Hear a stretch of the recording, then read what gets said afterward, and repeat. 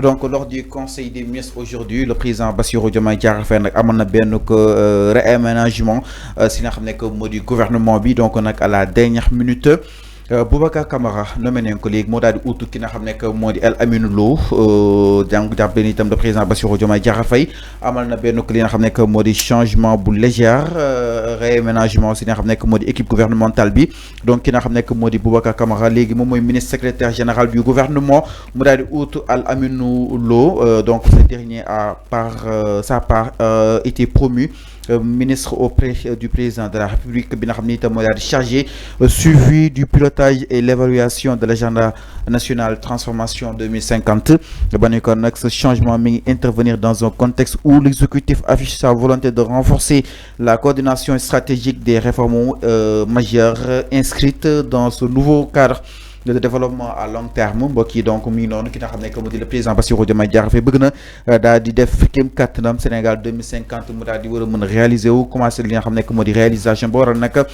mu daal di amal li nga xam ne que moo di ay changement de taille ay nouvelles nominations donc ki nga xam ne que moo di Boubacar Camara xam ngeen ko moom tamit le président Bassirou Diomaye Diakhar Faye te ji far na ko alors Cheikh Omar naka daal di jàngatee ce réaménagement légère bi nga xam ne itam le président Bassirou opté na ko lépp dem dans le cadre du Sénégal vision 2050 concrètement.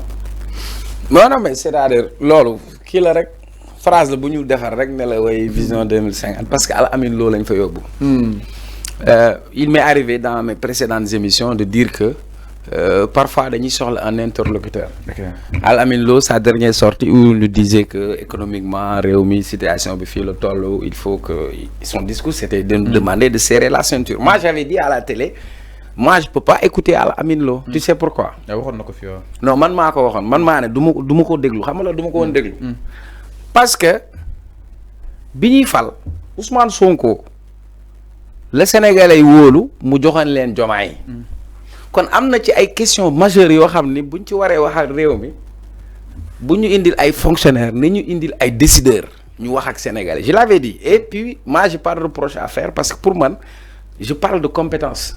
Si Al Amine Lo a des compétences pour servir l'État il doit et servir l'État loolu laa gëm mais bi ñuy def présentation Sénégal vision 2050 Al Amine Lo moo ñëw présenté ko wala ah bokkoon na si ñu ko doon présenté di ko piloté Macky Sall bi muy def PSE ce même El Amine Lo moom moo ñëwoon di vendre le Sénégal émergent voilà donc après man je me suis dit nu demee noonu quoi. donc da nga jàpp ni il est comptable du bilan de Macky Sall. non dama bëgg nga déglu ma je parle pas de il est comptable ou il n'est pas comptable. li ma la bëgg a wax mooy Al Amine Lo laa gis mu présenter Sénégal vision 2050. il vient il le présente comme un excellent plan de développement et pourtant c'est le même Al Amine Lo qui présentait aussi PSE voilà donc. Je me suis posé la question mais tey ça montre que am na compétence mënoo ñëw rek nga effacer ñëpp. il faut nga conserver ñoo xamante ni seen yoon newul ci politique c'est des administrateurs s'ils ont cette compétence taqewuñu ci dara kon nañu accepter loolu du dëgg tey nga ne ma dañ ko nommé ministre conseiller auprès du président pour suivi vision Sénégal vision 2050 waaw comme moom moo toogoon doon présenter mbir ma. kon dénk nañ ko tey pour mu saytu lool par contre pour Boubacar Camara man mën naa wax ci moom parce que bokk naa ak moom plateau du benn du ñaar mais j'ai été toujours séduit par la personne de Boubacar Camara d'abord pour son parcours pour son expérience et son expertise avérée.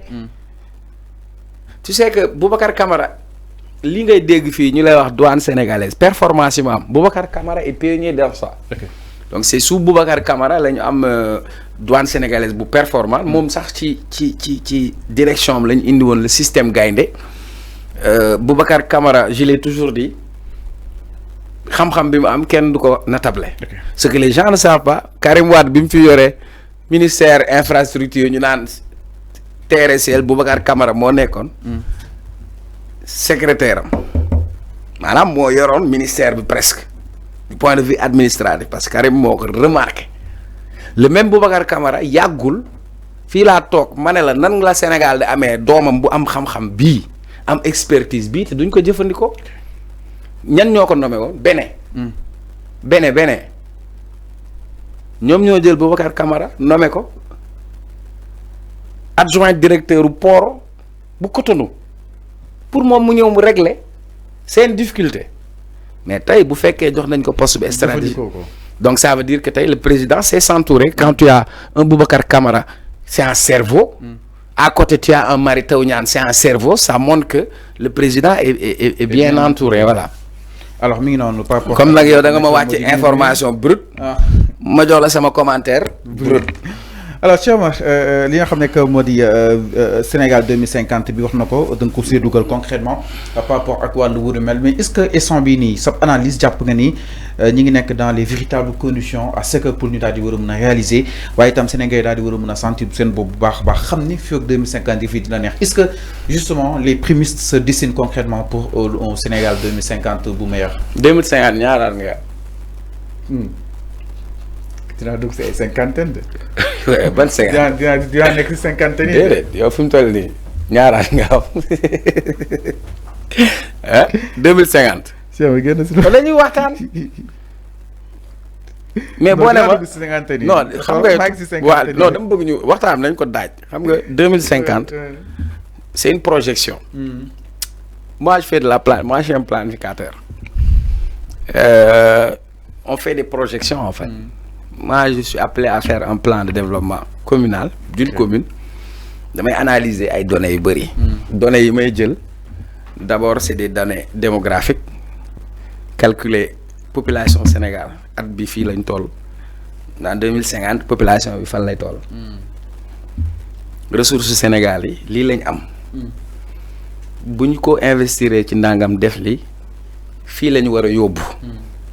Il faut nga comprendre c'est comme un commandant de bord mooy quelqu'un qui conduit un avion dafay am lu ñuy wax un plan de vol et son plan de vol dafay am une destination mais plan de vol bi daf koy permettre moom mu xam ci ban yoon lay jaar xam nan la fay jaaree xam lan mooy tax mu mën faa egg.